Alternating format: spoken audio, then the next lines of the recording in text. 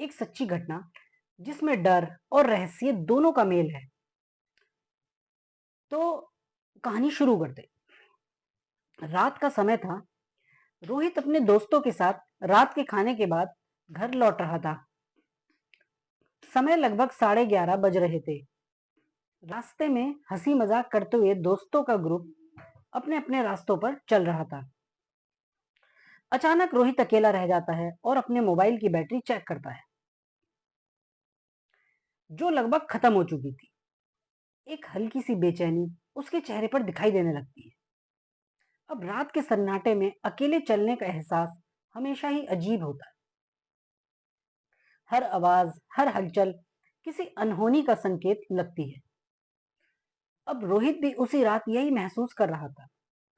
जैसे ही रोहित एक पुराने पुल से गुजरता है, उसे एक धीमी धीमी सरसराहट की आवाज सुनाई देने लगती है।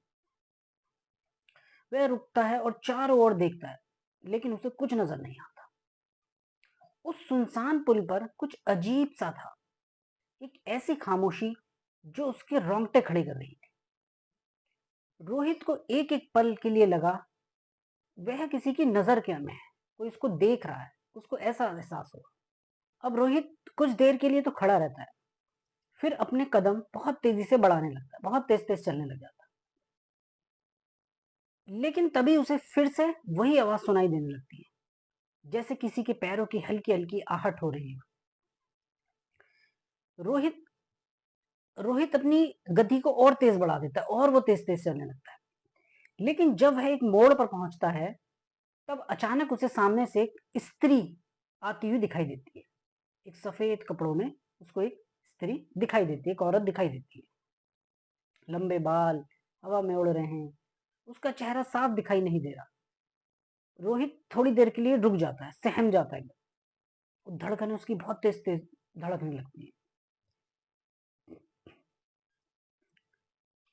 एक अनजान एक अनजान सी परछाई, एक औरत की आकृति उसको जब दिखाई देती है और वो इतना घबरा जाता है, लेकिन उसका चेहरा नहीं दिख रहा था साफ। उस औरत का चेहरा नहीं दिख। अब रोहित की सांसें थम गई, जैसे उसकी आत्मा ने उसके शरीर को छोड़ दिया। उसको ऐसा लगने लगा। रोहित डर के मारे पीछे मुड़ा और तेजी से भागने लगा। उसके कदमों की आवाज भी बहुत तेज आ रही थी भागने की। अब रोहित तेज तेज भाग रहा था, और जो आहट थी उस साये की, उस आकृति की जो एक आहट थी, वो भी जैसे जैसे रोहित भाग रहा था और उसको करीब से सुनाई दे रही थी कि उसके पीछे कोई आ रहा है। वो इस तरीके से उसको लग रहा था। रोहित वो एक छोटी सी दुकान के पास रुकता है, जहां एक उसको बुजुर्ग आदमी दिखाई देता है। रोहित हाफते हुए उसके पास पहुंचता है और डर से कांपते हुए कहता है कि उसने एक औरत को देखा। बाबा, एक बुजुर्ग आदमी होता है, उससे पूछता, उसको बताता है कि उसने एक औरत को देखा है बाबा। अब जो बाबा होता है, वो जो बुजुर्ग आदमी होता है, वो बड़े गंभीर स्वर में उसको बताता है कि तूने उसे देखा तो वो तो कई सालों से यहाँ से भटक रही है। वो तो कई सालों से यहाँ पे भटक रही है, जो तूने आज देखा है उसको। और वो उस औरत की आत्मा है जिसे इसी रास्ते पर मार डाला गया था। अब वो बुजुर्ग आदमी उसको कहानी सुनाता है उस औरत की, कि उस औरत के साथ क्या हुआ था। उस औरत का नाम सीमा था। सीमा उसी रास्ते पर कहीं से भागती हुई आ रही थी और किसी से बचने की कोशिश कर रही थी। उसकी सांसें बहुत तेज चल रही थी। उसके पीछे एक साया, काला साया उसे घसीटते हुए ले जा रहा था। कई साल पहले इस सड़क पर एक खौफनाक घटना हुई थी। सीमा नाम की एक औरत जिसे बेरहमी से मार डाला गया था, उसका शव यहीं इसी पुल के पास मिला था। लोगों का मानना है कि उसकी आत्मा आज भी न्याय की तलाश में भटक रही है। जिसने भी उसे देखा है वो फिर कभी एक सामान्य जिंदगी यानी नॉर्मल जिंदगी नहीं जी पाया। अब रोहित उससे पूछता है, उस बुजुर्ग आदमी से, कि बाबा, मैंने तो उस औरत को साफ साफ देखा था, लेकिन उसका चेहरा नहीं देखा। अब मुझे क्या करना चाहिए? अब बुजुर्ग जो आदमी होता है बहुत गंभीर आवाज में कहता है, यहां से निकल जा बेटा।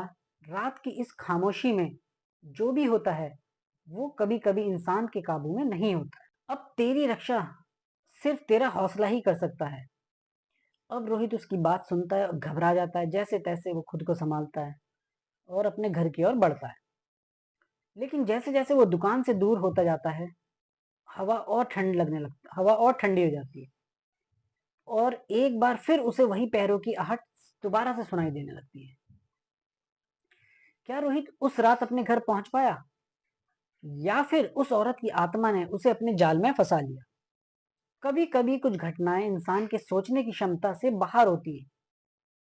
हमें बताइए, क्या आपको लगता है कि रोहित ने जो देखा वो सच था या सिर्फ एक डरावना सपना? रोहित जैसे तैसे घर पहुंचता है। उसकी हालत खराब है, सांसें तेज चल रही हैं, पसीना बह रहा है। वह अपने घर पहुंच के दरवाजे पर दस्तक देता है, बुलाता है। उसकी माँ जैसे ही दरवाजा खोलती है, उसकी हालत देखकर चौंक जाती है। माँ पूछती है, रोहित क्या हुआ? तुम इतने क्यों घबराए हुए? अब रोहित के मन में डर था। उसने देखा तो था, पर यकीन नहीं कर रहा था कि वो असल में क्या था, और शायद यही उसे पागल कर रहा था। अब रोहित अपनी माँ की बात सुनता और बिना कुछ कहे अंदर चला बिस्तर पर जाकर बैठता है और सर पकड़कर सोचने लगता है कि उसने जो देखा वो क्या सच था या वहम था। उसको कुछ समझ नहीं आ रहा था। अचानक से उसे फिर से वही पैरों की आहट सुनाई देने लगती है, लेकिन इस बार घर के अंदर से उसकी धड़कनें और तेज हो रही थी। उसकी धड़कनें तेज हो रही थी। क्या वो साया उस घर में भी रोहित के साथ आ गया था?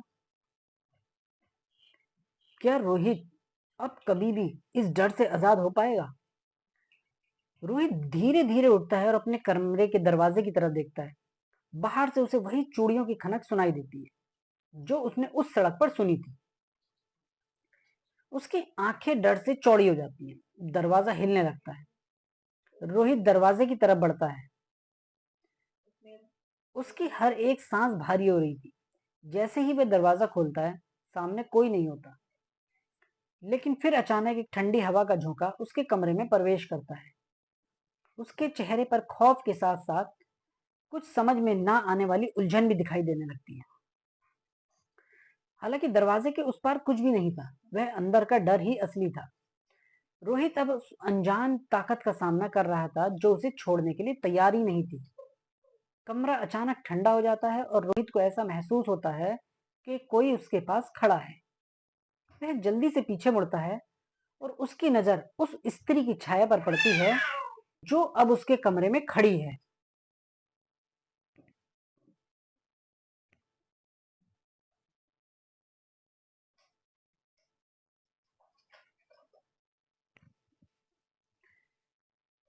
रोहित कांपता है, डर जाता है और उससे पूछता है कि तुम कौन हो? डरते डरते पूछता है, तुम कौन हो? लेकिन वो जो छाया होती है, उसकी कोई आवाज नहीं आती। उसकी ठंडी स्थिर आंखें रोहित पर टिकी हुई थी।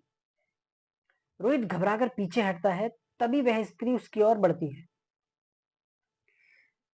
अब बचने का कोई रास्ता नहीं था। वो छाया अब रोहित के बिल्कुल सामने थी। रोहित दीवार से टकराता है और नीचे गिर जाता है। उसकी आंखें डर से फट जाती हैं। वह स्त्री अचानक गायब हो जाती है। कमरे में गहरी खामोशी छा जाती है, सन्नाटा पूरी तरीके से। अगली सुबह जब रोहित की माँ उस कमरे में आती है तो रोहित बेहोश हुआ होता है। डॉक्टर को बुलाया जाता है, लेकिन कोई शारीरिक चोट या बीमारी का कारण नहीं मिलता कि रोहित बेहोश कैसे हुआ। रोहित सदमे में था। उसकी आंखें खुली, लेकिन वह कुछ भी बोलने का महसूस वो कुछ भी नहीं बोल पा रहा। बिल्कुल असमर्थ था बोलने में। रोहित जब उठता है तो रोहित की हालत ऐसी थी कि उसकी आंखों में कोई रोशनी नहीं, उसके शब्दों में कोई आवाज नहीं। वह चुपचाप गुमसुम बैठा था। देख रोहित की माँ उसकी हालत देखकर फूट फूट कर रोने लगती है, लेकिन वह फिर भी कुछ नहीं बोलता। कहते हैं कुछ डर ऐसे होते हैं जो इंसान की आत्मा को हमेशा के लिए बंदी बना देते हैं।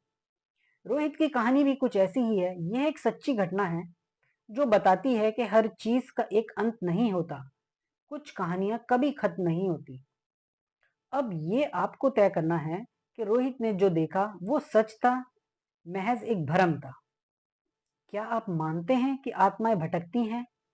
हमें अपनी राय जरूर। ये कहानी थी रोहित की एक ऐसी सच्चाई जो शायद आपको सोचने पर मजबूर कर देगी। मैं हूं एने खान और आप देख रहे थे रात की खामोशी। अगली बार फिर मिलेंगे एक और खौफनाक किस्से